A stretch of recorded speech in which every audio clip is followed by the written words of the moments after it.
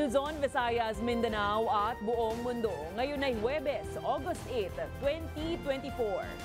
Ako si Barbie Mulak at ito ang Balitang A to Z.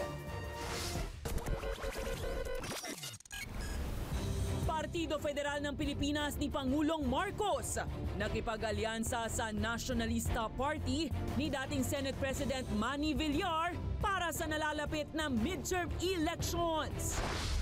The informants are telling us na nandun lang sa loob. Puganteng si Apollo Quiboloy, nagtatago pa rin sa loob ng kanyang compound sa Davao City ayon sa PNP. Court of Appeals, ipinagutos na ipa-freeze ang mga bank account at ari-arian ni Quiboloy. Magkakapatid na si Enrique Razon Jr. at Manny Villar, tatlo sa nangungunang pinakamayamang Pinoy ayon sa Forbes. Pambato ng Team Philippines sa boxing na si Nesty Petesio, nasungkit ang bronze medal sa Olympics. Matapos ang kanyang double gold medal victory, Carlos Yulo at girlfriend na si Chloe, sweet na sweet sa kanilang date sa City of Love. How do we keep it interesting without saying anything, without music? At sa showbiz, Lea Salonga at Dolly De Leon, excited na sa kanilang stage play na Request sa radyo. At Coco Martin, pasok sa teleseryeng Pamilya Sagrado bilang action scenes director.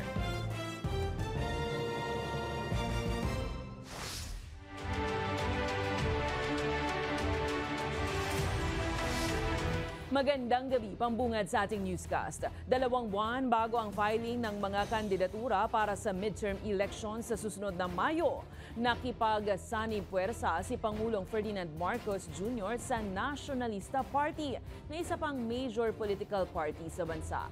Hindi ito ang unang pakikipag-alyansa ng partido ng Pangulo, kaya't ayon sa kanya, buo na ang pinakamalaking koalisyon sa bansa. Ang ating sigaw ay ang pagkakaisa, unity.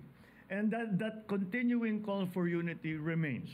Muling ibabandera ni Pangulong Ferdinand Marcos Jr. ang mensahe ng pagkakaisa sa paghahanda ng kanyang partido para sa darating na midterm elections sa 2025. Sa patuloy na pagpapalakas ng puwersa, nakipag-alyansa ang Partido Federal ng Pilipinas o PFP ni Marcos sa Nationalista Party o NP ni dating Senate President Manny Villar. Ayon sa Pangulo, ito na ang pinakamalaking political coalition sa bansa. We are continuing to answer the call for unity. And this is what I always explain to people. This is, of course, this is in preparation for the midterm elections. But nonetheless, it is something that we have been talking about during the presidential campaign. Ayon kay Marcos, ang koalisyon ay sa ilalim ng banner ng Bagong Pilipinas. Pero hindi na bago ang mga pangalan ng mga politikong sumapi rito. Bit-bit ni Villar sa partido ang pamilya na kinabibilangan ng asawang si Senator Cynthia at mga anak na sina Senator Mark at Congressman Camille. Tagapagsalita naman ng NP si Congressman Ace Barbers. The PFP may also field their own candidate which we will adopt sa aming partido at ganun din naman ang gagawin naman siguro ng PFP sa mga kandidato under sa Partido Nacionalista. Our political party has always supported President Ferdinand Bongbong Marcos. He was part of our senatorial lineup when I ran for president in 2010. When he ran for president, the entire party threw its support to his candidacy. I should also mention here that his father, the late President Ferdinand Marcos, was a nationalista. Una nang nakipag-alyansa ang PFP sa National Unity Party ni Camarines Sur Representative Luis Raymond Villaferte Jr. at Nationalist People's Coalition ni dating Senate President Tito Soto. Kaalyado na rin ng PFP ang Lakas Christian Muslim Democrat CMD na kinabibilangan ng pinsan ng Pangulo na si House Speaker Martin Romualdez at ng dating Pangulong Gloria Macapagal Arroyo. Matatandaan namang noong isang taon ay nagbitiw na mula sa Lakas CMD ang dating katandem ni Marcos sa Unity Team na si Vice President Sara Duterte. Hindi umano nakatutulong sa bansa ang kritisismo ni Vice President Sara Duterte sa kasalukuyang administrasyon, ayon kay Senator J.V. Ejercito. Kamakailan kasi ay sinabi ni VP Sara na deserve umano ng mga Pilipino ang higit pa kaysa sa kasalukuyang estado ng bansa ngayon. Git naman ni Ejercito, maraming kinakaharap na problema ang Pilipinas at hindi umano kayang resolbahin ng mga ito sa loob ng ilang buwan o taon lamang. Hindi rin daw ito magandang signal sa international community. Para naman kay Minority Leader Senator Coco Pimentel, dapat magkaroon na lang ng counter-SONA o sariling State of the Nation address si VP Sara para sa kanyang mga saloobin. Siyempre, nagkakaroon ng doubts about our political stability if the top two officials are not united or don't have a very good working relationship. So, it's ako personally, I think it's a sad development na umabot at humantong sa ganito ang relasyon ng ating Pangulo at ng ating pangalawang Pangulo. I'm hoping that they would still be able to repair and improve the relationship. Naniniwala si Senator Ronald Bato de la Rosa na sina House Speaker Martin Romualdez at House Appropriations Committee Chairman Zaldi Co ang umano'y nagpakana ng pag-iimbestiga sa war on drugs noong Duterte administration. Ito'y para umano masira ang pangalan ni Vice President Sara Duterte bago ang nakatakdang 2028 presidential elections. Habang naniniwala rin ng senador na wala umanong mga pulis ang gustong tumestigo hinggil sa extrajudicial killings sa kabila ng pag-e-effort umano na makahanap ang ilang mga mambabatas. The effort is there, lata naman natin. Sinong Speaker of the House? Romualdez. Ay sinong nandoon na nagkukumbinsi na mag-testify against Duterte? Romualdez din andun. At saka yung si Congressman Saldico. So anong plan meron sila? Very obvious. Very obvious. They will erase their perceived opposition. So, sigurado na sila, happy na sila na sila na tuloy-tuloy. Continue na sila sa power. Dahil kung idaan sa eleksyon, mukhang mahirapan naman talaga sila kay Vice President Inday Sara.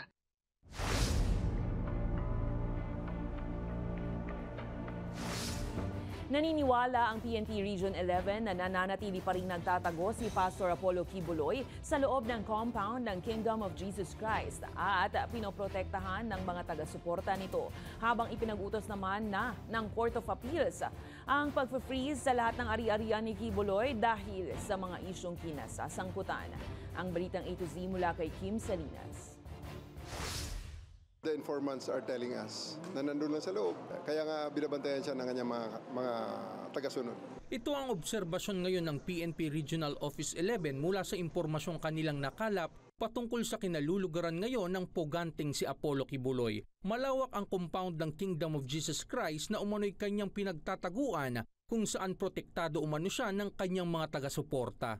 30 hectares. Ang kanyang dome ay 77,000 seater. So parang 4 na Araneta Coliseum Big Dome. Pwede mo ipasok ang 4 na Big Dome doon sa kanyang kingdom. Matatandaang humantong pa nga sa girian ng mga miyembro ng KOJC at kapulisan ang pagsiserve ng warrant of arrest kay Kibuloy noong June 10. Pero babala ng otoridad, may kapasidad si Kibuloy na makaalis ng bansa anumang oras. Well, mayroong way. Kung way lang ang pinag-uusapan kasi nandun ang hangar niya. Ang hangar niya may private taxiway yun papunta sa Davao International Airport. Ang hangar niya may 4 na helikopter at 2 eroplano ngayon.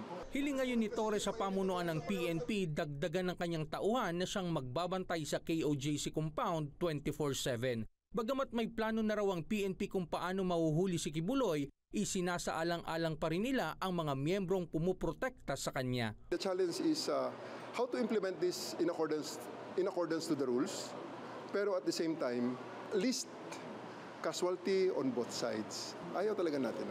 As the Chief PNP have said, na maximum tolerance, sige lang, hindi pa naman matatapos ang mundo, andyan lang naman siya.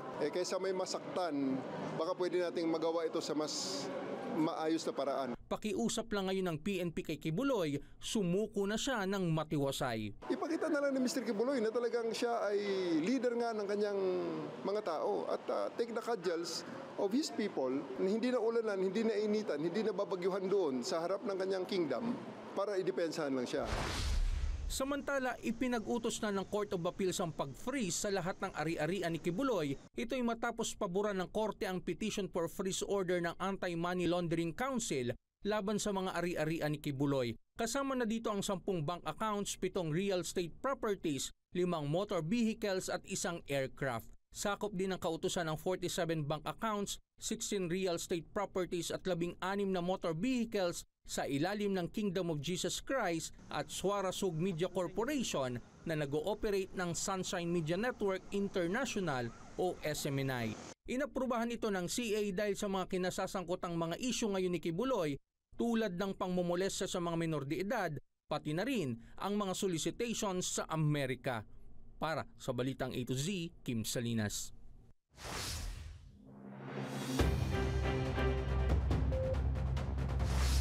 Para sa mga ka-A to Z nating benepisaryo ng 4Ps, persons with disability, solo parent at senior citizens, makakabili na po kayo ng 29 pesos per kilo na bigas sa tanggapan ng National Irrigation Administration. Pero para sa ilang grupo ng mga magsasaka, kukulangin ito gayong may iba pang sektor na nangangailangan din ng abot kayang presyo ng bigas. Si Ian Maghanoy, may balitang A to Z. Makakabili na ng 29 pesos per kilong well-milled rice. Sinimulan niyang ibenta ngayong araw sa tanggapan ng National Irrigation Administration sa Quezon City. Nakalaan ang inisyal na 10 milyong sako ng tig sa 10 kilo ng bigas para sa vulnerableng sektor. Salamat sa contract farming program ng ahensya. Ang usapan namin ng DA, i-identify nila kung saan yung Kadiwa centers. Doon i-deliver ng mga farmers natin yung aming production. Kaya ang ilan, sinulit na ang pagkakataong makabili ng murang bigas. Ang mahal po ng bilihin doon sa palengke namin. Ngayon yung bigas po doon, umaabot po na po ng 70 isang kilo. Ang pinakamababa po doon, 55.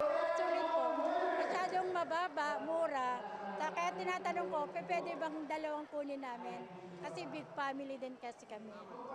Bawal daw po. Mabibili na rin ang 29 pesos na kilo ng bigas sa Kadiwa store naman ng Bureau of Animal Industry. Yun nga lang, buffer stock lang yan mula sa National Food Authority o NFA. Yung P29 po ay NFA. Yan is well-milled na NFA. Ito kasing NFA, may madilaw-dilaw na.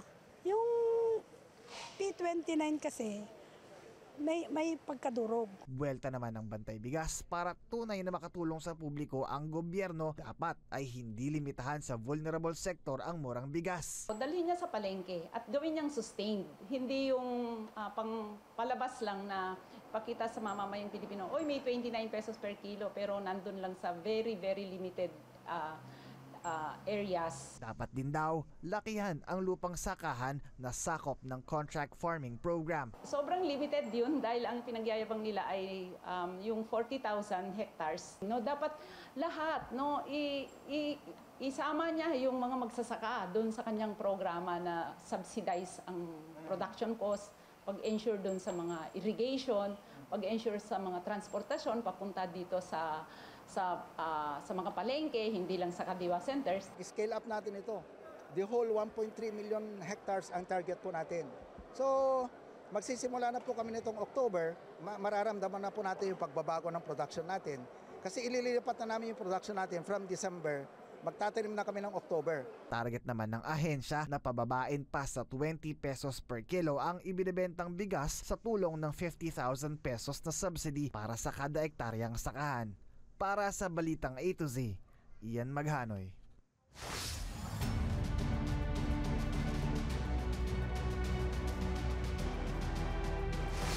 Another proud moment para sa Pilipinas dahil 4 na ang nagniningning na medalya ng bansa sa Paris Olympics. Habang maaga namang nagpaalam sa weightlifting ang first-time Olympian na si John Ceniza. May Balitang A to Z si Naomi Almojano. That's our Nesty girl. Olympian medalist uli ang Pinay boxer na si Nesty Petesio matapos manalo ng bronze medal sa semifinals ng women's boxing 57 kg. Kasunod ito ng naunang pagkakasungkit niya ng silver medal noong Tokyo Summer Olympics. Nakuha ni Petesio ang unang round versus Polish boxer pero bigunang makuha pa ang pangalawa at pangatlong rounds dahilan para manalo via split decision ang kalaban. Pero hindi makapaniwala si Petesio sa naging resulta ng laban dahil wala naman daw klarong suntok na binitawan ang Polish boxer habang ang kanyang mga body shot at hook pasok at tama sa kalaban. Gayunpaman, proud pa rin ang Pinoy sa kanya dahil higit sa kanyang pagpapakumbaba ay ang tagumpay na dala niya para sa mga Pilipino. Nirerespeto ko naman po kung ano yung nakita nila sa laban. Siguro may mga other side silang nagbe-base sa score, hindi po sa suntok. Like, baka yung pagiging aggressiveness or yung still hype.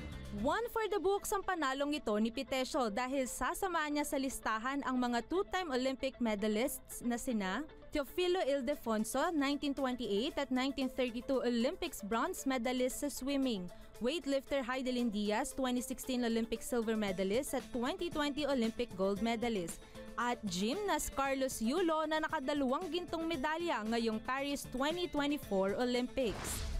Women rising on top naman ang patuloy na inilalaban ni na Tokyo Olympian Bianca Pagdanganan at first-time Olympian Dottie Ardina matapos ang round 1 ng women's golf individual stroke play. Kasalukuyang nasa ika-13 pwesto si Pagdanganan, katayang 12 golfer sa score na 72 at nasa 40th place naman si Ardina Katay, ang 5 pang atleta na 76 din ang naitalang score. Sa pagtatapos ng round 4 sa August 10, malalaman kung makakasungkit sila ng medalya. Habang emosyonal namang umexit ng weightlifting stage si John Ceniza nitong Miyerkules ng gabi. Sinubukan ni Ceniza na buhatin sa snatch round ng men's 61 kg division ang 125 kg na barbell kahit pa may iniindang injury sa balikat. Naubos ang 3 attempts ni Ceniza at bigong makumpleto ang kanyang kategorya. Hindi man nakaabante sa clean and jerk, malaking karangalan pa rin kay Ceniza na irepresenta ang bansa sa kanyang Olympic debut. Sa ngayon, 4 na ang medalya ng Pilipinas sa Paris Olympics, 2 sa artistic gymnastics mula kay Carlos Yulo at tig-isang bronze medal naman kay Nesty Petesio at Ira Villegas. At di pa tapos ang laban dahil tuloy pa rin ang ating mga kababayan sa pagsungkit ng karangalan. Para sa Balitang A to Z, Naomi Almohano. Susunod, kilalanin ang mga pinakamayayamang Pilipino ngayong taon base sa listahan ng Forbes Asia. At after Paris Games, 2-time gold medalist Carlos Yulo at girlfriend na si Chloe San Jose, sweet na sweet sa kanilang date sa Paris. Abangan ang kumpletong ulat sa pagbabalik ng Balitang A to Z.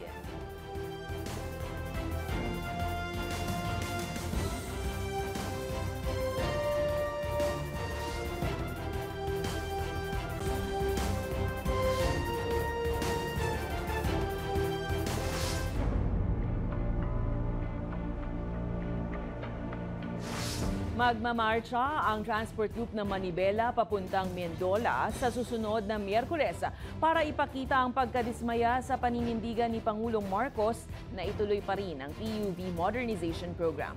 Posible ring ituloy nila ang planong 3 araw na tigil pasada kung hindi raw sila diringgin. May Balitang A to Z si Ace Cruz. Ayaw natin na mag-strike. Gusto natin manawagan sa Pangulo sa Mindiola, sa Malacanang.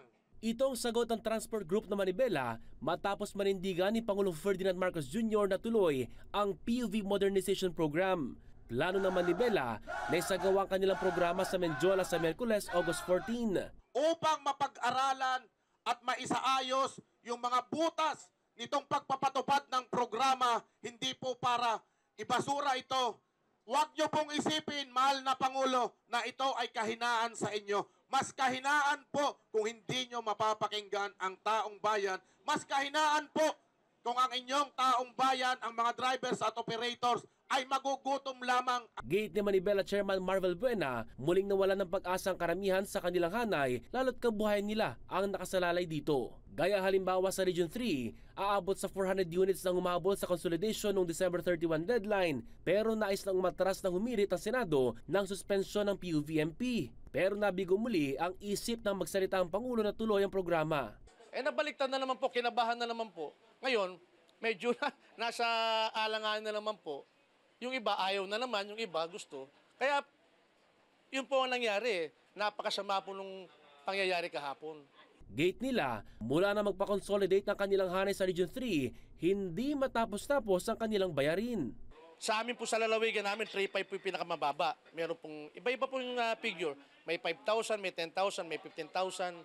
Pero po sa LTFRB, binabayaran lang 700 pesos lang po ang pong consolidation. Doon pa lang po, korupsyon na kagad.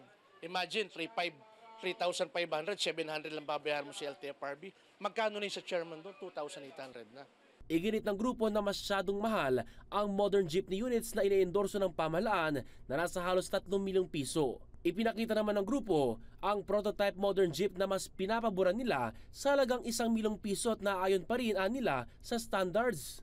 Plano ng grupo na magkasa ng tigil pasada mula Miyerkules hanggang Biyernes pero maaari pa ito magbago depende sa magiging sagot ng Pangulo. Handa naman ang MMDA na mag-deploy ng libreng sakay sa mga maapektuhang commuter. Nakahanda po tayo na mag-provide ng libreng sakay, mag-provide ng security doon sa mga hindi sumasama sa tigil pasada. I-activate po siguro natin yung atang interagency task force ng tigil pasada para po sa paghandaan yan at rumesponde sa anuman pong pangangailangan ng ating mga kababayan. Nakahanda rin ang ilang government agencies na umagapay sa mga commuter. Nauna nang sinabi ng Transportation Department at attached agencies nito na gaya ng sabi ng Pangulo, tuloy ang PUVMP sa kabila ng kaliwat ka ng panawagan suspindihin ang naturang programa. Para sa Balitang A to Z, Ace Cruz. Tumaas sa 6.3% ang GDP growth sa ikalawang quarter ng 2024. Ayon sa Philippine Statistics Authority, bumilis ang paglago nito mula sa 5.8% GDP growth na naitala noong unang quarter ngayong taon.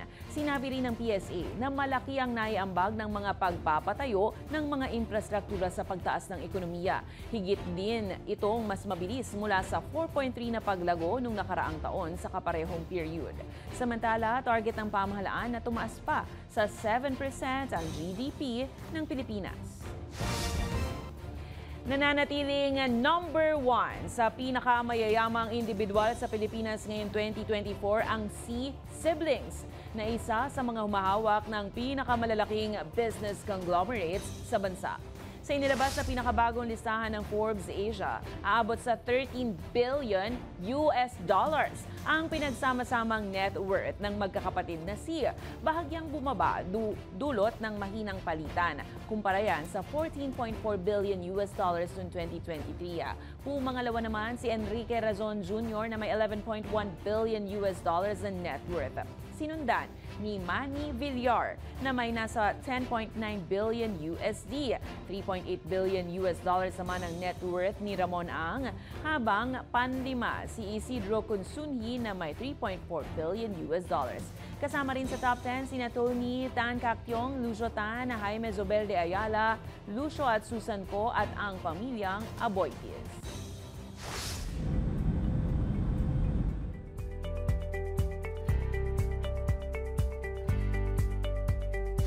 Magpapatawag ang World Health Organization ng agarang pagpupulong sa mga kasapi ng Emergency Committee ng International Health Organizations para pag-aralan ng mga susunod na hakbang kasunod ng muling pagkalat ng monkeypox. Ito ay matapos mapag-alaman na lumabas na sa Democratic Republic of Congo ang impeksyon. Nakitaan na rin ito sa Burundi, Kenya, Rwanda at Uganda. Kaya titingnan ang anggulo sa posibleng pagkalat nito sa iba pang mga bansa. Susuriin din ng mga eksperto kung itatrato na ba na isang public health emergency of international concern ang monkeypox. Mula ng unang bahagi ng 2023, nasa 27,000 na ang naitalang kaso ng monkeypox sa Congo, kung saan humigit sa 1,000 ang mga nasawi, na karamihan mga bata.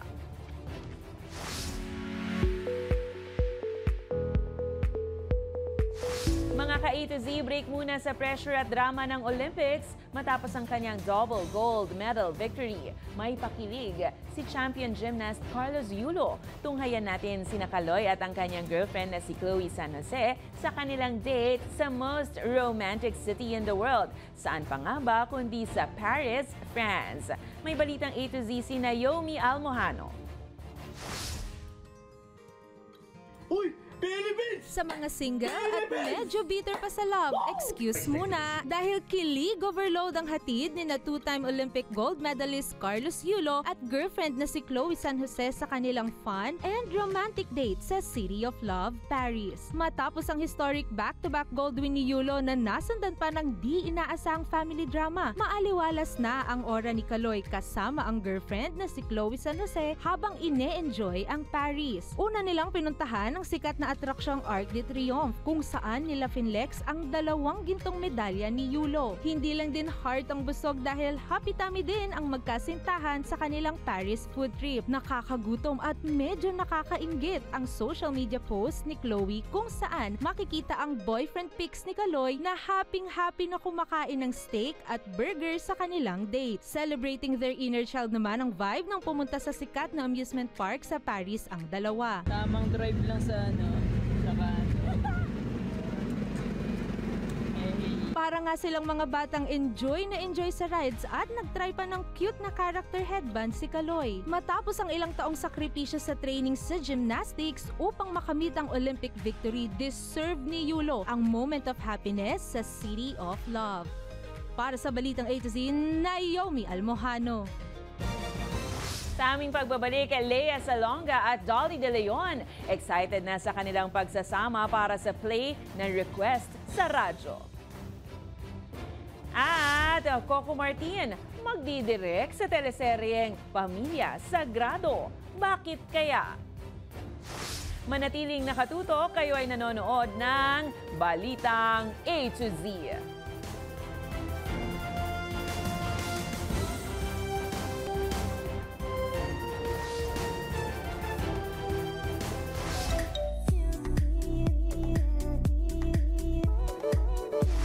Dalawang buwan na lang at bibida na si Tony Award winner Lea Salonga at BAFTA nominee Dolly De Leon sa inaabangang stage play performance na Request sa Radyo. At FPJ's Batang Quiapo star Coco Martin, bakit kaya nasa taping ng teleseryeng Pamilya Sagrado? Ang detalye sa Balitang A to Z Showbiz ni Lane Garcia.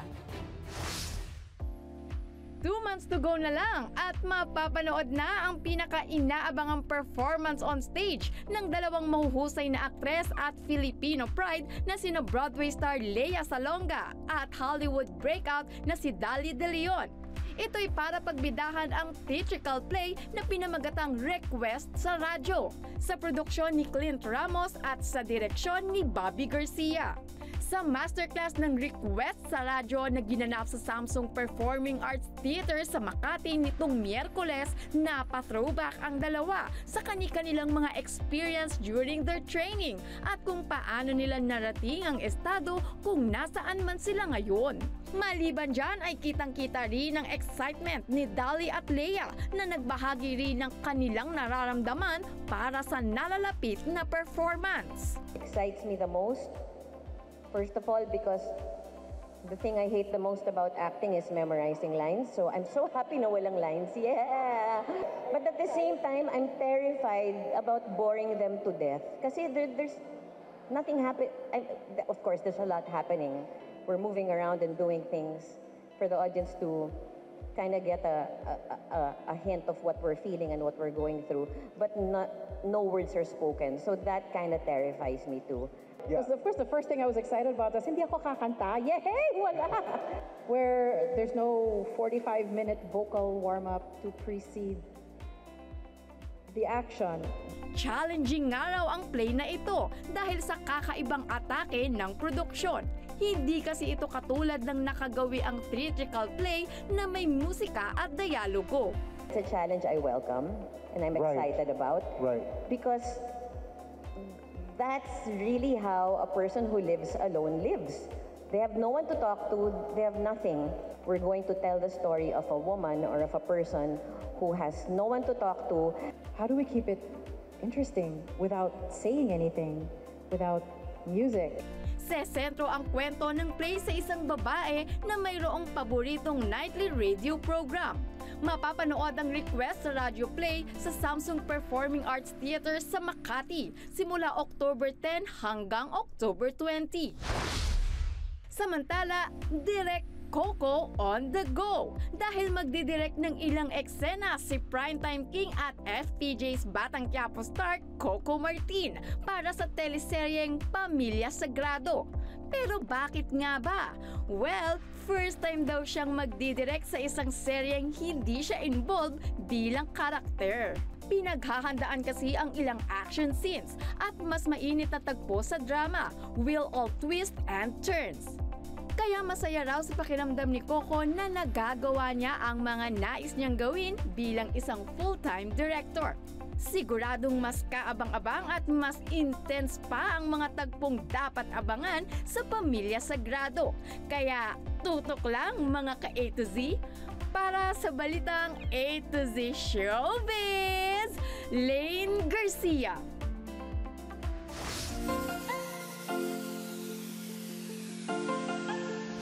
Para naman sa ating balitang nakaka-good vibes, isang bata ang kinagigiliwan online dahil tila hindi ito nakatiis na tikman ang masarap nilang ulam habang nagdarasal pa. Ang cute at nakakaaliw na video ni Baby Keisha, panoorin.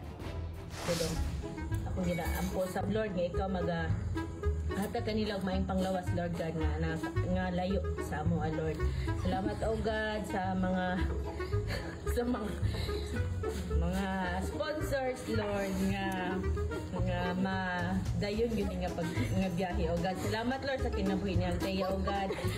Palayo man siya kanamo Lord God. Apan Lord amo ginaampo Lord God nga dadunong siya Lord sa ilaha Lord yung kabat siya mama Lord nga malipayon no God o ang imong Kung kayo ay may kwentong kakaiba, mga kwento ng pag-ibig o storya ng inspirasyon at pag-asa, maaari niyo itong ibahagi. Sumali sa ating Facebook group na Balitang A to Z. Panoorin ang replay ng ating programa at sundan ang ating social media pages, hanapin ang Balitang A to Z. Ang ating pabaong quote of the night ay mula sa writer, teacher at speaker na si Margaret Wheatley. Ayon sa kanya, walang ibang kapangyarihan ng pagbabago ang makahihigit pa sa pagkatuklas ng isang komunidad kung ano ang mahalaga sa kanila. At yan ang mga balita at impormasyon, mga kwentong may dalang inspirasyon na tinutukan ng Balitang A to Z. Ako si Barbie Mulak, maging maalam, makialam. Magandang gabi sa iyo, Pilipinas!